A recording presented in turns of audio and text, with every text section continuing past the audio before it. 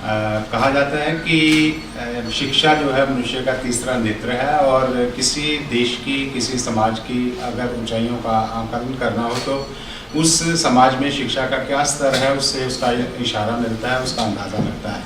और जहाँ देश की बात करते हैं, हिंदुस्तान का एक बहुत गौरवमय इतिहास है।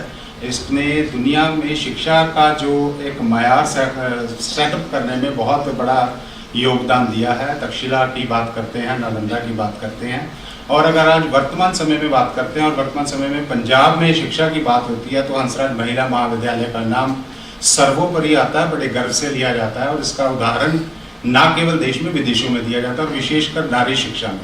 आज नारी शिक्षा के इस केंद्र में, इस उपवन में हमारे डीएवी कॉलेज मैनेजिंग कमेटी के जो director higher education Shivraman Gaur ji पधारे हैं, पहली बार पधारे हैं, और एक कन्वोकेशन में बतौर मुख्य अतिथि आए थे। लेकिन उसके बाद शिक्षा का जो एक उन्होंने आईना जो छोटा सा समय में दिखाया, और उसके बाद कॉलेज का पूरा राउंड लगाया। बात करेंगे उनसे, शिवरमन गौड़ जी से। आपका स्वागत है सर हमारे कॉलेज के इस स्टूडियो में।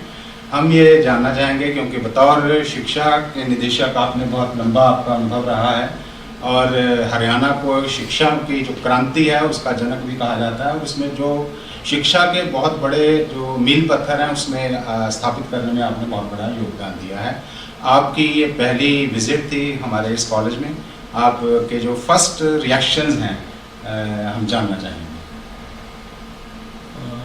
रूप जी, मैं आपका बड़ा शुक्रिया करता हूँ कि आपने शिक्षा के बारे में जो भूमिका बांधी है और जिस तरीके से आपने ये बताने की कोशिश की है कि शिक्षा का समाज में बड़ा विशिष्ट स्थान है जी, और उसी कड़ी में जी हंसराज महाविद्यालय एक बहुत बड़ा जो है हस्ताक्षर है, ये मैं मानता हूँ जी।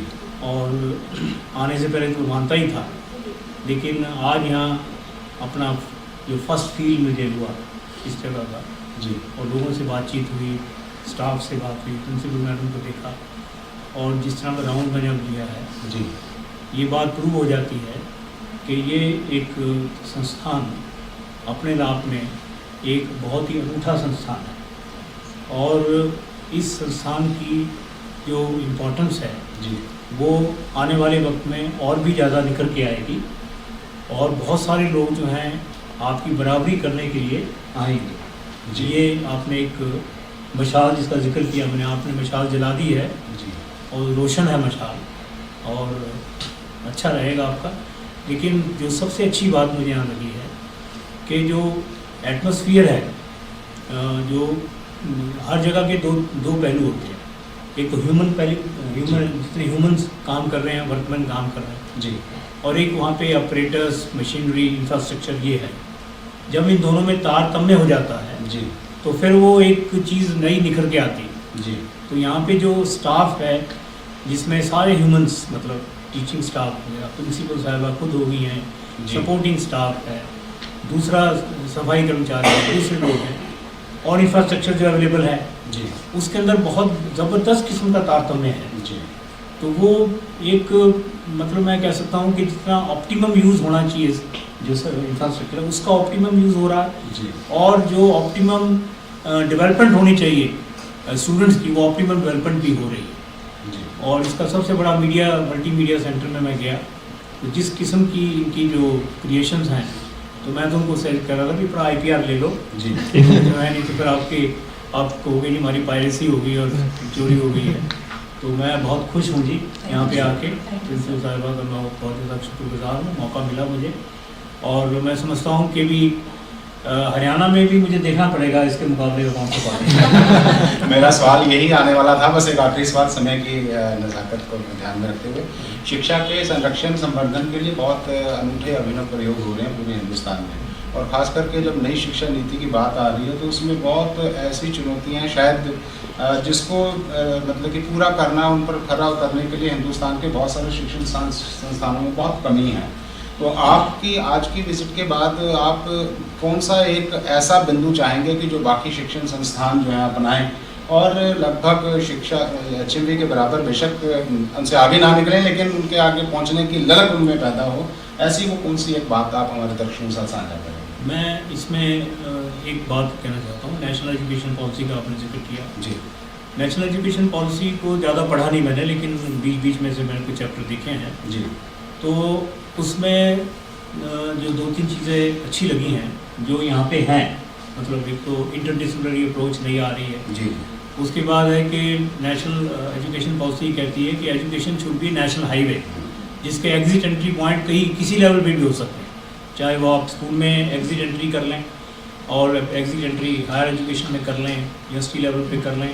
आपका मन कर रहा है भी मैं एमए नहीं करना चाहता, कोई बात नहीं, आप स्टार्टअप कर लीजिए, आप बाहर काम करके आए, फिर 4-5 साल के बाद क्या यार एमए कर ही लूँ, कंप्लीट कर लीजिए। तो वो आप अपना छोड़ा हुआ सब्जेक्ट आप आके दोबारा पूरा कर सकते हैं, आपको डिग्री मिलेगी, कोई यूनिवर्सिटी आपको मना नहीं करेगी। जी। इस किस्म की जो अप्रोच है ये बहुत पॉजिटिव अप्रोच है, बाहर के मुल्कों में है, यहाँ बहुत देर के बाद आई है। मैं जब हायर एजुकेशन कमिश्नर था मैं ऐसी बातें बोला करता था, यूनियन के लोग मुझसे जो है थोड़े खफा रहते थे। तो लेकिन जो इम्पोर्टेंट बात है वो ये है कि जो पैसा खर्च होना है इसके अंदर, जी।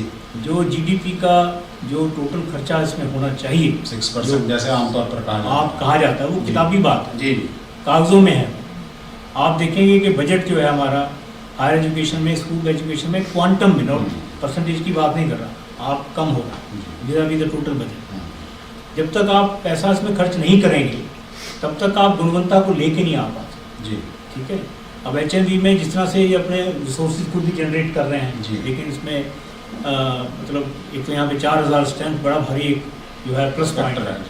तो उसमें आपको फिर जो स्टेक होल्डर हैं, state is a big stake holder, private player चलो ठीक है, लेकिन state is a big stake holder. जब आप फ्री एजुकेशन की बात करते हैं, जी। जब आप कहते हैं कि ये मिनिमम होना चाहिए, तो फिर आप एजुकेशन में खर्च करें। खर्च करने का मतलब नहीं है कि बिल्डिंग बना के कॉलेज खोल दिया, नो। जी। फिर फैकल्टी भी आपको लानी पड़ेगी, पैसा भी देना पड़ेगा, आपको चाहे नुकसान उठाना पड़े, कोई फर्क नहीं पड़ेगा। तो वो पैसा अभी फिलहाल मौके पे नहीं है। जी। तो मुझे थोड़ा सा निराशा इस बात से है कि वो पैसा आए और खर्च उसमें ये कहना जी कि वो प्रोफेसर काम नहीं करते या वो बात नहीं हो पा रही है, वो एक सिम्टम है। जी। जी। वो कॉज नहीं है। पैसा डालिए इसमें, फिर रंग देखिए आप क्या आता है। जी। उसमें आपको पता लगेगा क्या होगा क्या नहीं होगा। आप हमारे कॉलेज में पधारे और आपने बहुत ही जो ऐसे उम्दा विचार दिए हैं, और ख़ास करके ऐसे समय में जहां शिक्षा और स्वास्थ्य को बिल्कुल नेग्लेक्ट किया जा रहा है, स्टेट में भी सेंटर में भी, आपने इस बात पर जोर दिया कि भी शिक्षा में जो निवेश है वो बेसिकली एक काइंड ऑफ इन्वेस्टमेंट के तौर पर नहीं सोचना चाहिए, लॉन्ग टर्म जिसके डिविडेंड्स आएंगे उस इन्वेस्टमेंट को सोचना चाहिए और स्टेट को पार्टिसिपेट करना चाहिए। प्राइवेट प्लेयर तो ठीक है, वो तो अपने इंटरनल रेट ऑफ रिटर्न देखती है। जी। मेरे पास 100 करोड़ पे आया, मैं कैपिटलिस्ट हूँ, मैं लगा दूंगा भाई। जी। मुझे वहाँ पे 100 करोड़ के में 150 करोड़ दिखेंगे बनते हुए, तो मैं तो लगाऊंगा पैसा। हो सकता है मैं बढ़िया से बढ़िया चीज़ें बनाऊँ, लेकिन नहीं, स्टेट को आना पड़ेगा, state will have to come forward. आपके इन विचारों के लिए बहुत बहुत धन्यवाद, और हम आशा करेंगे कि अगली बार आएंगे तो जो विचार दिए हम उन पर और काम करेंगे।